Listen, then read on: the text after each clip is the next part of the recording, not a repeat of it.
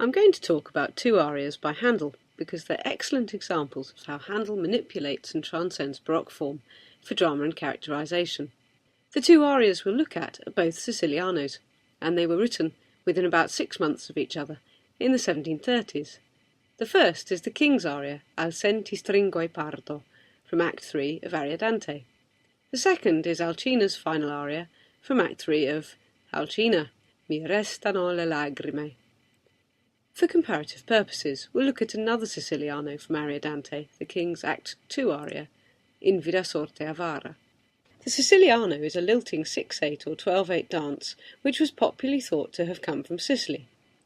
Its origins are rustic and pastoral, so for example Handel uses a Siciliano to introduce the shepherds in his Messiah.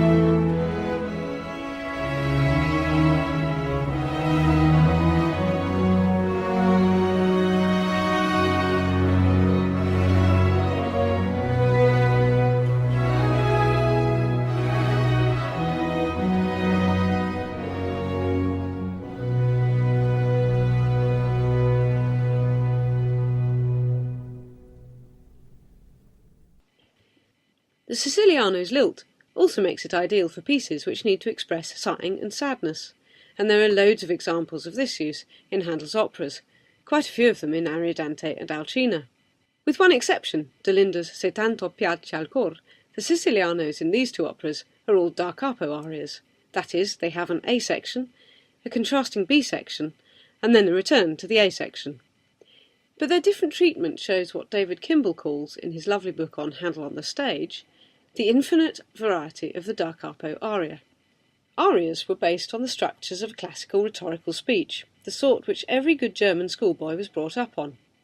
There are usually 6 parts to a rhetorical argument, from the introduction, through a refutation of a counter-argument, to a repetition and summing up of the entire thing. The orchestral introduction is the equivalent of the exordium, the warm-up to the argument. The singer's first statement is the narratio, the setting out of the argument. The singer narrates the whole A-section verse once, ending up in the dominant. Here are Alcina and her orchestra.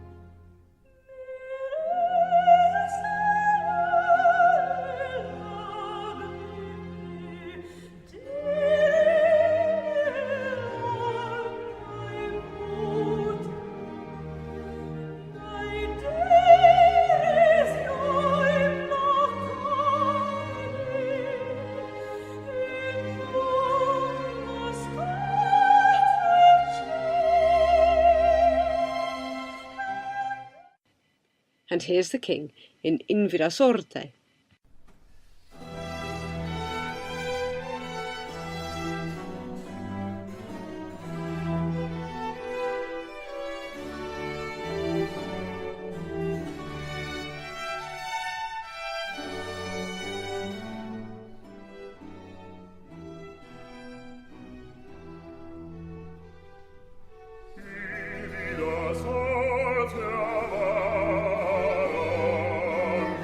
Miserum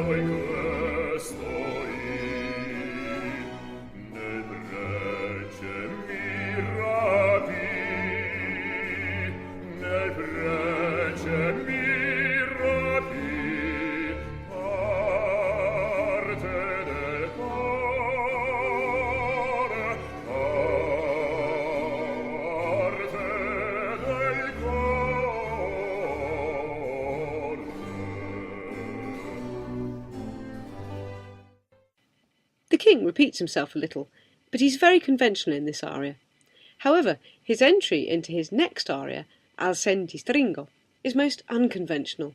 He joins in the orchestral exordium before giving us his narratio.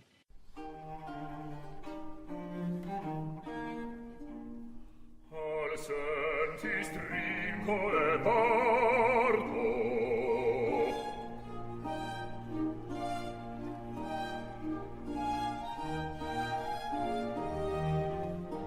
al senti stringo e parto, ma ferma il cuore in me. Voto contrario di mia figlia, addio.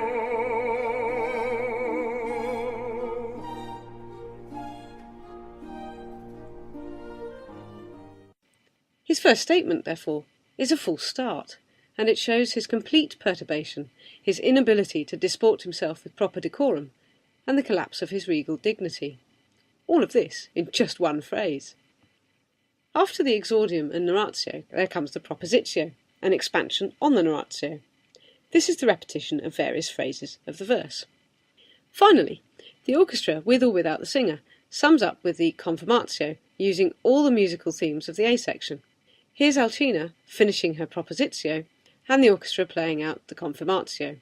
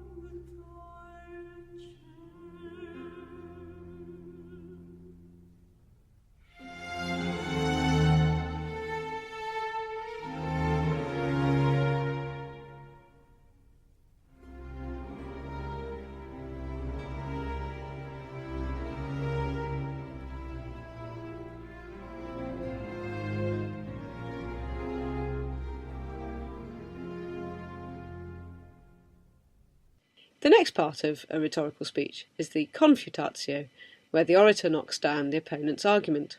In a da capo aria, it's the contrasting B section. The B section of the king's In vida sorte describes his love for his daughter and his fear that Ariadante's death will provoke her death too. By Baroque convention, the B section is in the relative minor or major to the A section.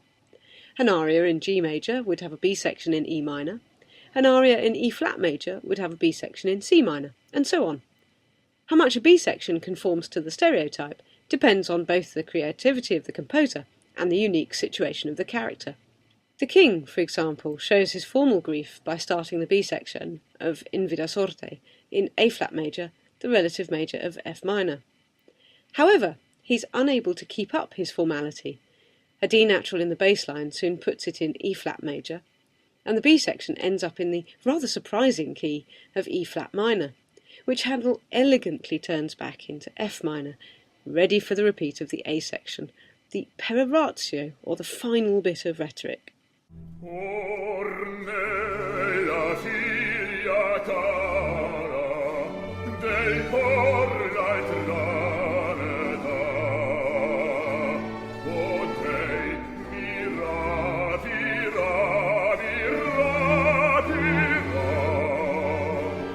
forse il dolore, forse il dolore, forse il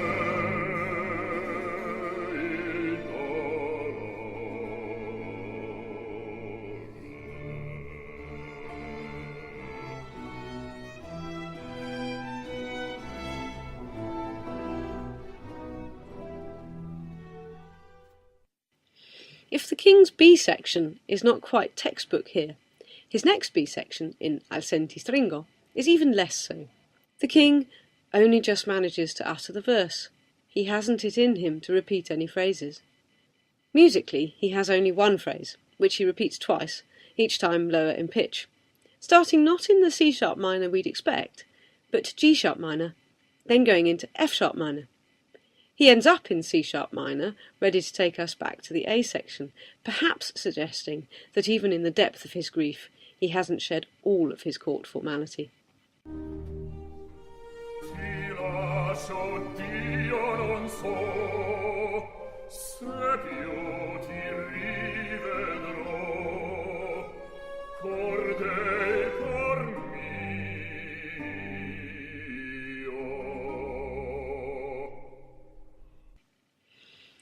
We're used, then, to the idea of going from the A section key into its relative major or minor, by the end of the B section, if not at the start. Every Baroque audience would have been trained to expect it.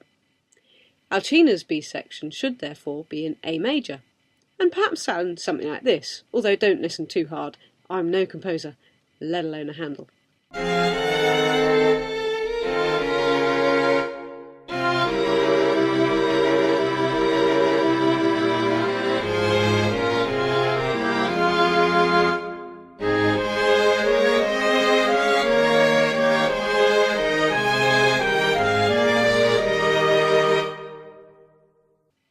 But Handel doesn't do this. Alcina, in fact, never leaves F sharp. She simply goes into its major.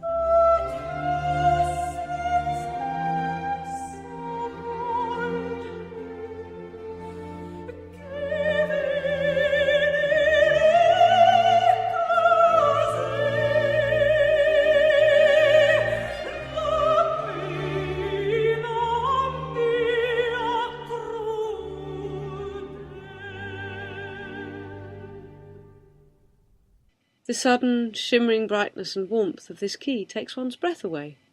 But Alcina knows that this is fantasy, and very quickly descends into grief again, going into G-sharp minor.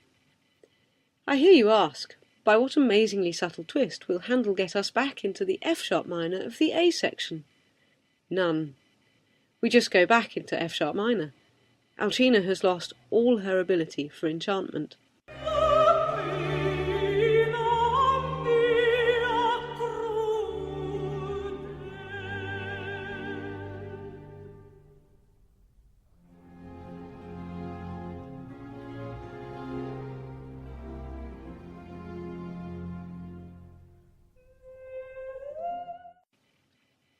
This is a good time to bring in a bit about keys.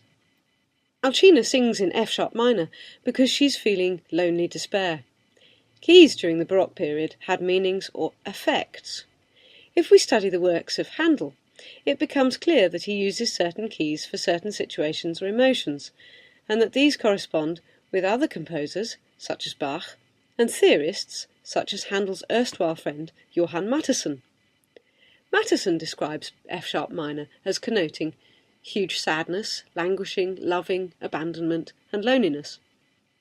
The King's In Vida Sorte is musically very similar to Mi Restano. It even shares one phrase. But it is in F minor, not F-sharp minor.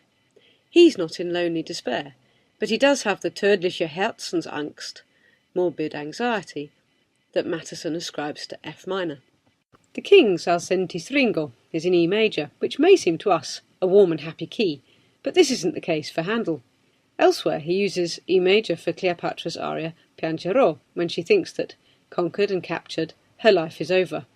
He also uses it for Bellezza's final aria in Il Trionfo del Tempo, when she looks towards heaven for eternal spiritual life.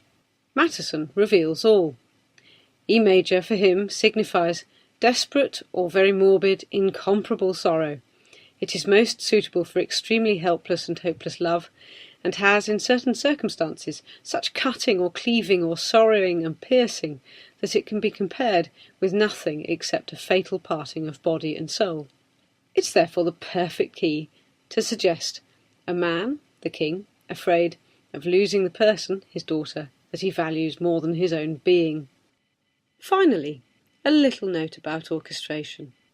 In Al senti stringo, flutes double the violins. This gives extra tenderness and finishes off the characterization of the king as a doting father.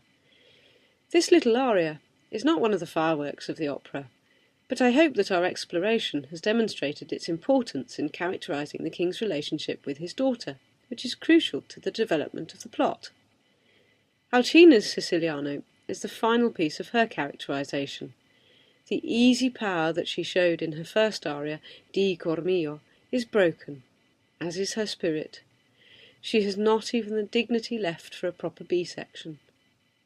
Looking at the time and key signatures can seem a bit dry, but it actually yields lots of extra textual information about characters and their situations, and shows Handel to be an even greater composer than you thought.